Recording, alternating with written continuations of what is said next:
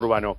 Diego Giuliano es ex secretario de Transporte de la Nación y hoy es diputado nacional de Unión por la Patria. ¿Cómo le va, Diego? Buenas noches. ¿Cómo le va? Un gusto ¿Qué tal? saludarlo. A ver, ¿le parece que el gobierno de Milei ha comenzado a aplicar gradualismo en el transporte al aumentar solamente un pequeño porcentaje el boleto en el AMBA? Creo que ha recogido alguna de las experiencias que nosotros hemos planteado en campaña. Lo que planteaba él directamente, que era la eliminación del subsidio al transporte, no lo ha hecho en la primera fase. Lo que ha hecho es un aumento del 31 y pico por ciento en el AMBA. Sí, es pagable, si se quiere. Es pagable, si lo ponemos en términos... Me parece que el incremento fue para destrabar el conflicto que había habido y nada más. Así es. Hubo un conflicto inmediatamente con las patronales. Después de que nosotros nos fuimos del gobierno. Y esto lo ha resuelto a través de este aumento, que es una acumulación del IPC, o sea, del índice del consumidor, de la inflación de los últimos 3 meses. Lo que sucede es que no ha hecho lo que decía que iba a hacer, que era aumentar. Afortunadamente, lo planteamos con Sergio Massa en campaña de una manera muy clara, muy contundente. Nos dijeron que era miedo, en realidad era información. Y la información hay que darla. Claro. Sobre todo cuando hay que tomar decisiones. En el caso de un votante que tiene que saber que cuando vota decide sobre políticas públicas. Está bien, pero la gente votó. Ahora hay que mirar para adelante. Así es. Lo que usted está viendo con respecto a las reuniones que mantienen las cámaras de transportistas con el gobierno, ahora ya no es Ministerio de Transporte, ya no es como en su caso ministerio, sino que ahora es secretaría y demás. ¿Usted ve a cuánto se puede llegar a ir el boleto hoy? Mire, la eliminación completa del subsidio, que es lo que se planteó en campaña y nosotros rechazamos fuertemente, daba para nosotros 700 pesos en el AMBA, sin subsidio. Luego las propias cámaras del transporte dijeron 827 pesos, con lo cual, y el tren 1.100 pesos. Con lo cual eso significaría un impacto altísimo sobre el bolsillo del trabajador, la trabajadora, el bolsillo del que necesita el transporte. El transporte en el mundo entero tiene subsidio. ¿Y por qué lo tiene? Porque tiene una externalidad el transporte. Claro. Porque dinamiza la economía, porque traslada... Tiene una función social también. Tiene un sentido social y tiene una rentabilidad social. Claro. Porque cuando uno traslada la fuerza laboral, también el empresario, pyme, pequeño o grande, también se beneficia con el transporte. Entonces, esto es universal, incluso hasta desde el punto de vista ambiental, mire. Claro. Porque un colectivo son 60 autos particulares o 60 motos dando vueltas. Claro, por supuesto. Entonces, esto hasta tiene un sentido de organización desde el punto de vista urbanístico y ambiental. ¿Cuánto se ahorra el Estado? Digo, ¿hay una incidencia si vos te ahorrás en el subsidio del transporte?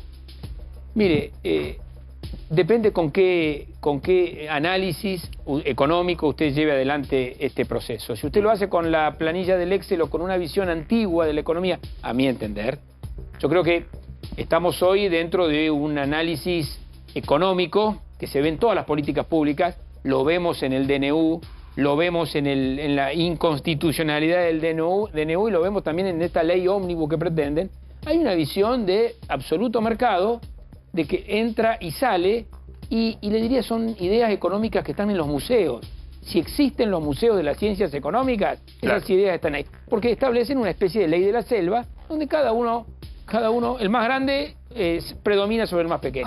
Ahora, nosotros lo que estamos diciendo es que ese concepto es absolutamente erróneo. Hay otra ecuación, que es la que usted planteaba claramente, la rentabilidad social del transporte, en donde la economía se dinamiza. Pasa lo mismo con Aerolíneas Argentinas, cuando plantean como un gasto Aerolíneas, y Aerolíneas en realidad tiene una devolución al PBI de 6.000 millones de dólares, y lo dice IATA, lo plantean organismos internacionales. Claro. ¿Por qué? Porque establece un fomento, porque conecta regiones, favorece el turismo, y en el ámbito del transporte se generan y se dinamizan economías regionales que no existen. Un dato, si me permiten, solo un bocadillo, en base a lo que preguntabas.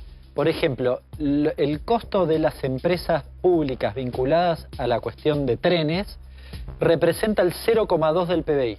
Es decir, Milei quiere recortar 5 puntos, 0,2 para poner una equivalencia, ¿no? 0,2 sería de esta cuestión. Es nada. Sí, es un indiscutible, si querés. Es un discutible. Sí, porque no sé si te acordás, nosotros acá nos tocó dar la semana pasada, la anterior, el aumento del precio que hizo el gobierno, y en el comunicado del gobierno decía que en el caso de los colectivos en el AMBA, el pasaje, el 90% del costo era subsidio del Estado. Y en el caso de los trenes, el 95%.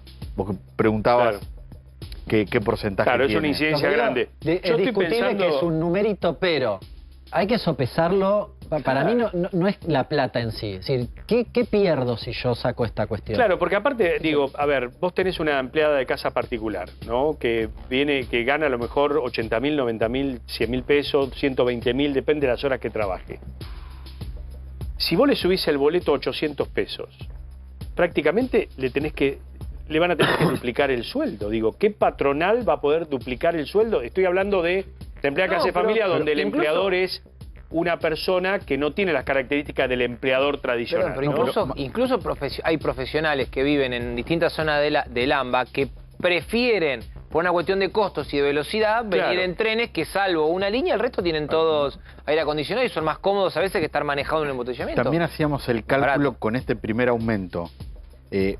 Tomamos el ejemplo de una persona que viaja 2 veces por día, de lunes a viernes en transporte público, va al trabajo y vuelve al trabajo, va a pasar de pagar 4.000 pesos por mes a 8.000. Claro. Tenés el 50% con este aumento. Me parece que es interesante este dato, que es un dato objetivo que ha sido planteado así por el propio gobierno. El 0,2 es lo que incide el sistema ferroviario en el PBI. Perfecto. Saquemos el sistema ferroviario. ¿Cuánto significa para la economía del AMBA, de las regiones del interior que hemos unido con trenes metropolitanos? Tenemos 11 trenes metropolitanos que en 4 años pudimos hacer en todo el país. Saquemos eso. Es mucho más el impacto negativo en la economía, en la movilidad, en el ambiente, en lo que significa el urbanismo de cada ciudad o de cada región, sacar el sistema ferroviario, que invertir el 0,2, porque eso es una inversión que se va potenciando en una economía que tiene otra dinámica. La visión antigua del gasto, esto que decía, yo recuerdo un periodista que ya no está, que iba a las locomotoras y decía, ¿dónde está la soberanía argentina acá? ¿Ustedes ven la soberanía? Miraba los teléfonos y decía, ¿acá ven la soberanía? En verdad esa es una visión completamente ortodoxa, antigua. Sucede que el actual gobierno ha tomado esas ideas como rectoras de las distintas políticas que lleva adelante.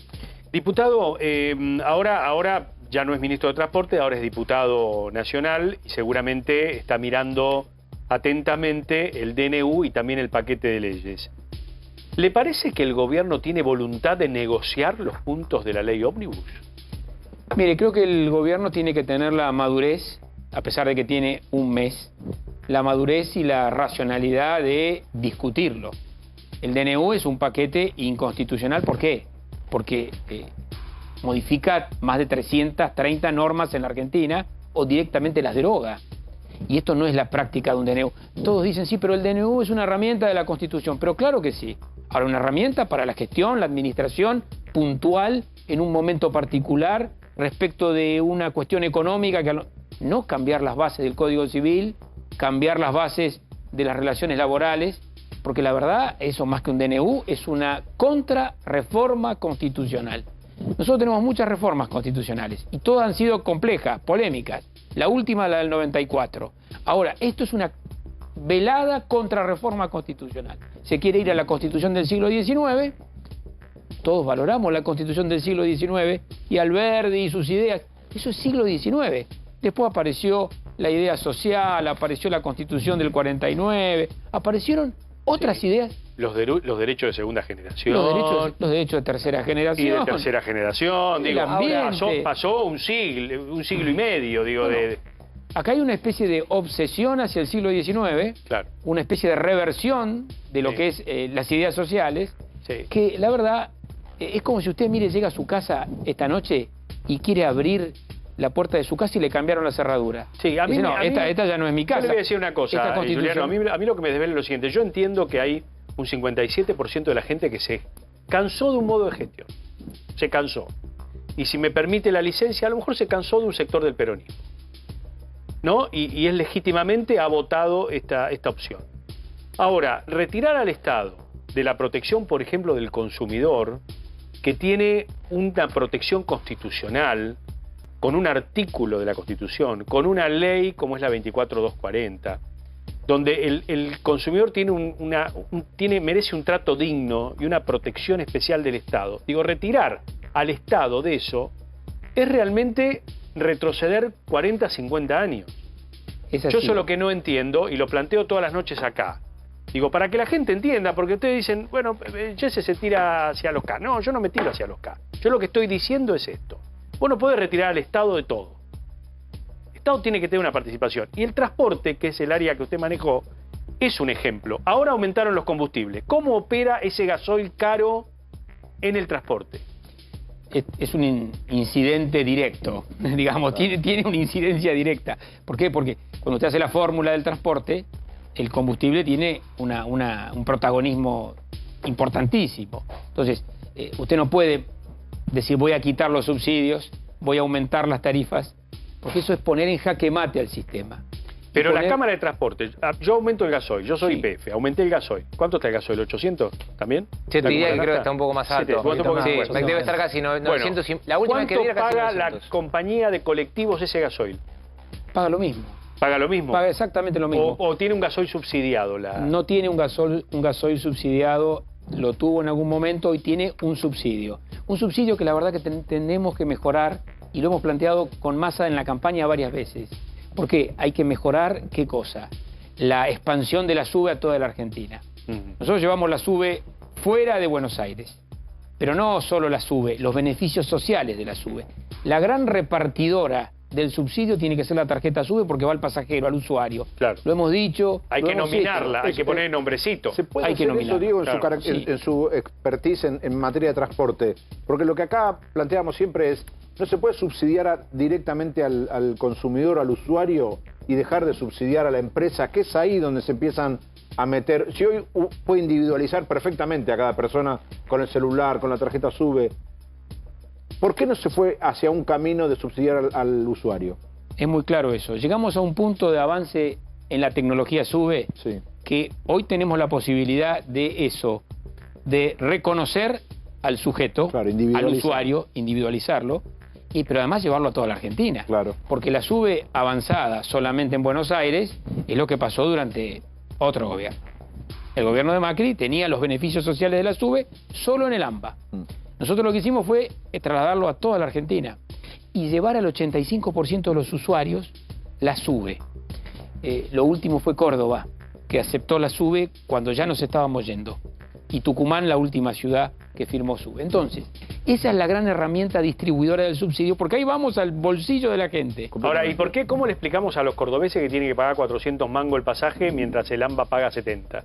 Esa distorsión la explicamos, no solo que la explicamos, la hemos dicho con toda claridad. A mí me tocó como era secretario, después era ministro de Transporte y lo expliqué en la Cámara de Diputados. Mire, acá estas cosas no nacen de un repollo.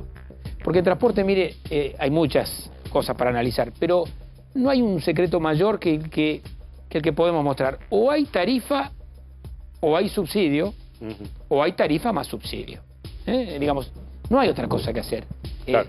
Ahí hay que eficientizar el subsidio lo máximo posible. Entonces, ¿por qué esta distorsión en el ámbito federal? Porque hubo un acuerdo fiscal en el 2018 que rompió el equilibrio. ¿Por qué? Porque eliminó el subsidio al interior de la Argentina. El Congreso de la Nación lo aumentó considerablemente, más del 1500%. Entonces, estamos hablando de cómo hacemos para subsidiar. Ahora, el planteo del actual gobierno, del Poder Ejecutivo, ha sido no subsidiar más. O sea, se corrió el debate.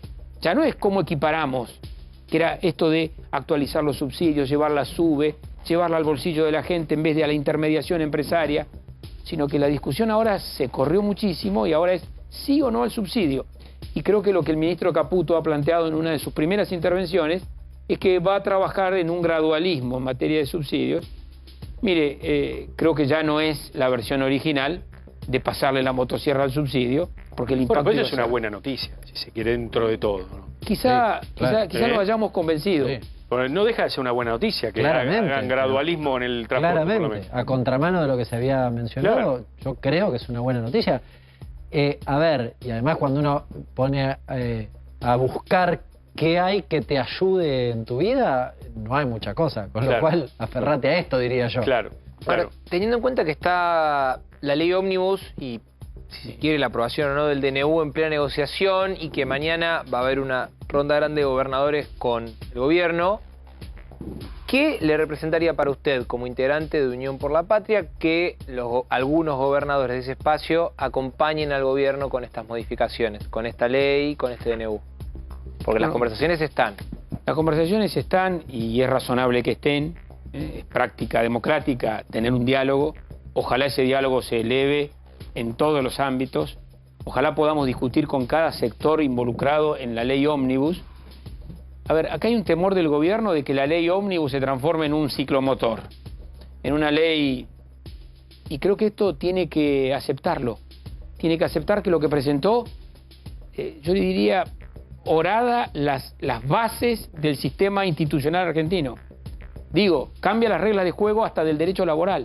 El derecho laboral existe en el mundo, en la historia, porque reconoce un desequilibrio entre el empleador y el trabajador. Pero eso está frenado ya. Bueno, ponele que eso está frenado con la justicia. Eso fue la justicia. No fue el gobierno, fue la justicia. Póngale que lo de Caputo en relación al gradualismo en el retiro del subsidio también se ponga en práctica. Ayer discutimos con el ministro Franco la cuestión de la composición de la Cámara de Diputados y el nuevo sistema electoral. Pero eso dice que lo va a dejar de lado. También lo deja de lado. No podés sacar el sistema DON que hace décadas, siglos que está. Y además que tiene, yo le diría... Le da proporción a las provincias más pequeñas y todo. El sistema que proponen es inconstitucional, pero le digo desde del texto, no del análisis. No, y hay provincias que van a perder representación si no aplicas el DON. El sistema proporcional está en la Constitución, no puede ser quitado. Entonces, hay ya algunas cuestiones que o la justicia, o el debate, o el diálogo político terminan... Mire, la Argentina, cuando salió de la crisis, salió con diálogo. El diálogo argentino... salió de esa manera. Ir a un panorama en donde no discuto nada, el dólar aumenta porque no se está aprobando la ley ómnibus, es completamente descabellado. Entonces, imagínense, ya el DNU, lamentablemente para nuestro análisis, rige en la Argentina. ¿Por qué? Porque el sistema legal dice que rige hasta tanto no sea rechazado por las dos cámaras del Congreso. Y eso todavía no ha sido logrado. Te digo, más allá de que Unión por la Patria está todos los días planteando reuniones y le diría yo, constituir al Congreso para rechazar el DNU. ¿Por qué? Porque en el DNU ya no hay más dos bibliotecas. Vieron que en derecho siempre se dicen hay dos bibliotecas, uno dice blanco, otra negro. Acá la verdad, ya no hay más dos bibliotecas. Está el gobierno y están todos los analistas diciendo el DNU no puede ser constitucional en función del tratamiento, en función de que vulnera el derecho, hasta le diría el tema de la ley de alquileres, y mezcla peras con manzanas. Porque mezcla desde la reventa de entradas con la cuestión que tiene que ver con algo básico como la ley de alquileres o con otras cuestiones que ustedes saben hoy están discutidas en profundidad. Gracias, Juliano.